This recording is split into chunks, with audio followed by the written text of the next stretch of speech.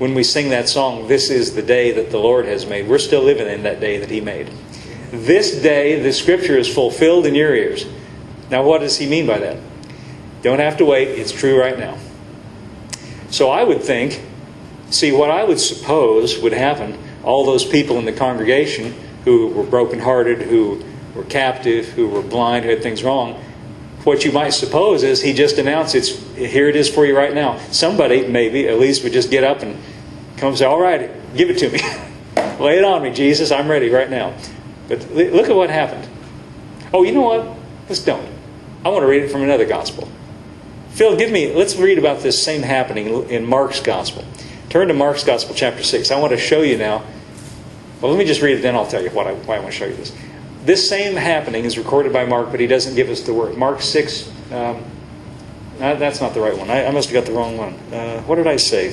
Did I say 21? 1, verse 1. Mark 6, verse 1.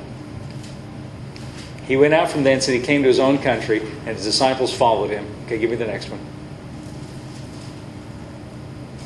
And when the Sabbath day was come, he began to teach in the synagogue.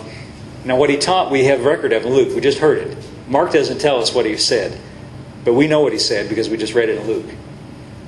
"The Spirit of the Lord is upon me because He's anointed me to preach the gospel to the poor and the recovering of sight to the blind and to heal the brokenhearted and the acceptable year of the Lord." And he sat down and said, "This day the Scripture is fulfilled in your ears."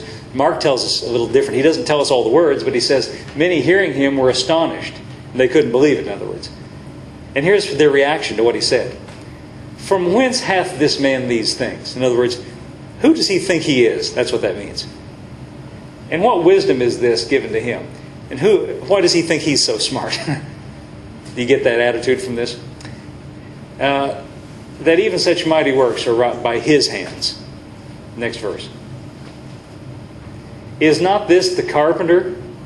In other words, who does he think he is to say, "The Lord has anointed me to do all these things"? He's just the carpenter, son of Mary, brother of James, and Joseph, and Judah, and Simon. "And are not his sisters here with us?" And they were offended at him.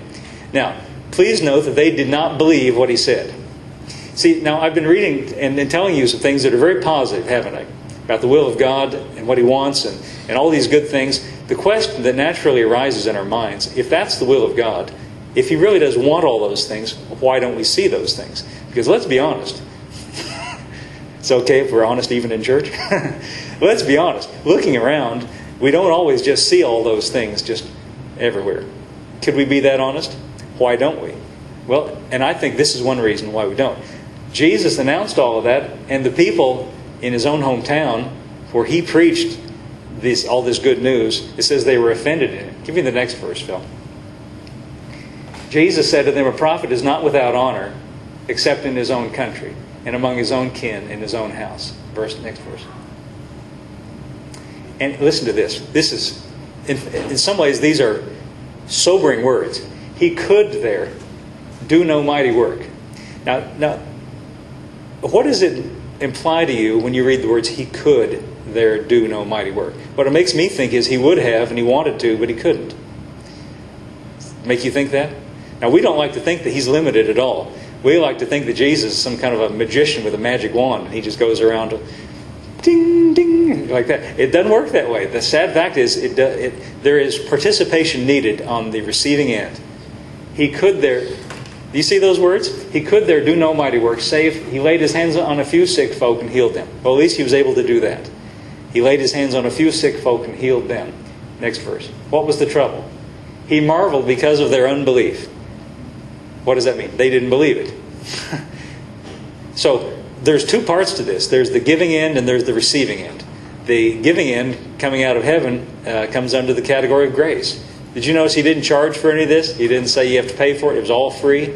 But on the receiving end, what's necessary is to believe in it, to have faith. Now, and you can't always make it work for your neighbor. You can always make it work for you, but you have to...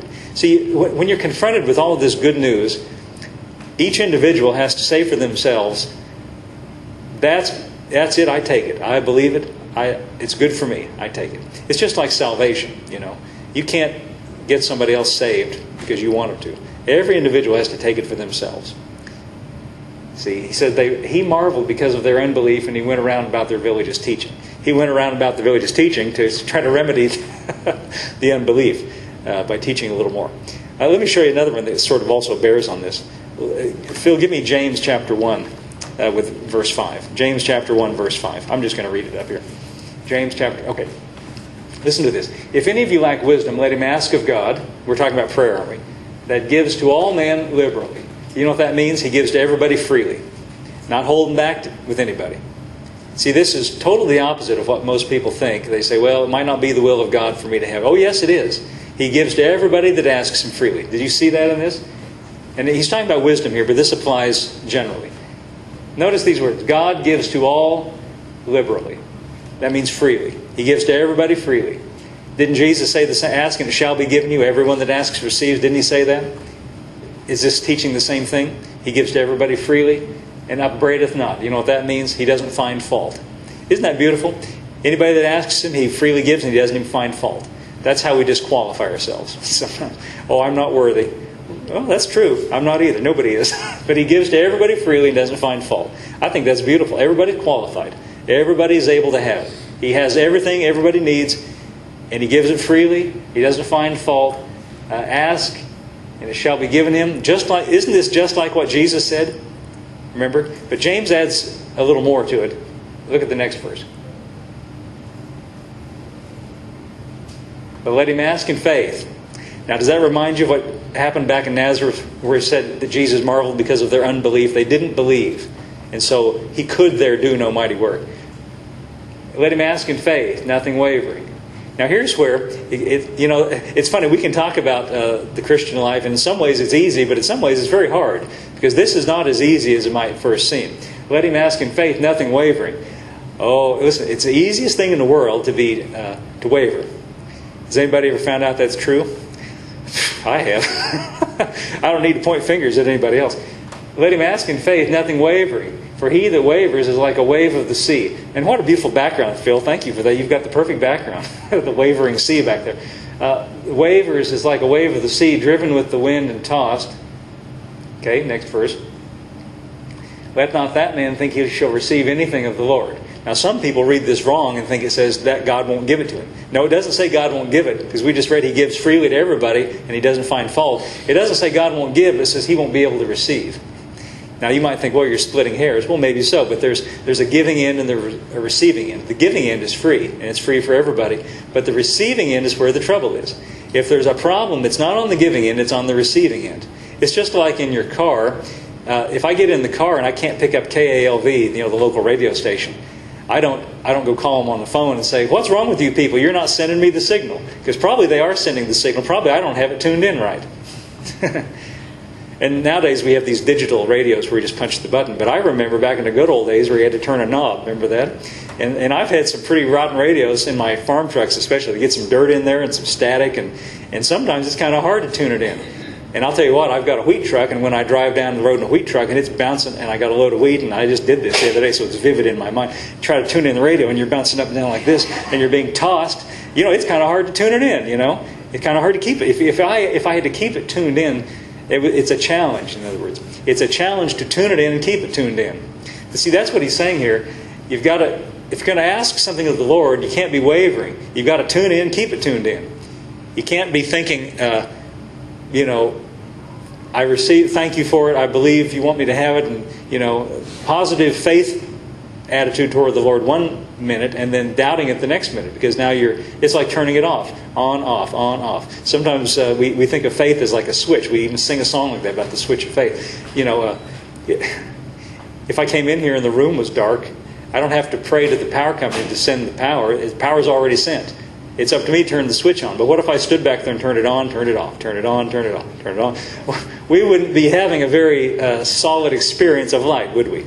But what we need is to turn it on, leave it on. Does this make sense? Turn it on, leave it on.